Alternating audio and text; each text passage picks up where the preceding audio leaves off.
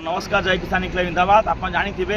जाजपुर जिले में यही 4 दिन तले आमर चाषी नेतृत्व जाजपुर जिला नवोन्नयन कृषक नेतृत्व माने जिलापाल ऑफिस सामने कही कि आम जिले धान पड़ी धान में प्रत्येक क्विंटाल 10 केजी 15 केजी धान चोरी होची प्रथम यार समाधान कर तापर जिला महोत्सव कर यही कथा कही आज काली गत काली राति जिते महोत्सव होता आमर धान नहीं कि आप देखिथे समस्त विजुआल देखिथे आम जो चाषी नेतृत्व चाषी भाई माने धान नहीं स्टोर पर चढ़ते कहले आम सब धान प्रथम उठे नि धान मंडी जो अव्यवस्था अच्छी सुधारण यही कथा कहते समय आमर 15 जन चाषी को गिरफ्त कर जाजपुर पुलिस। आम कहीदे आम बर्तमान पदयात्रा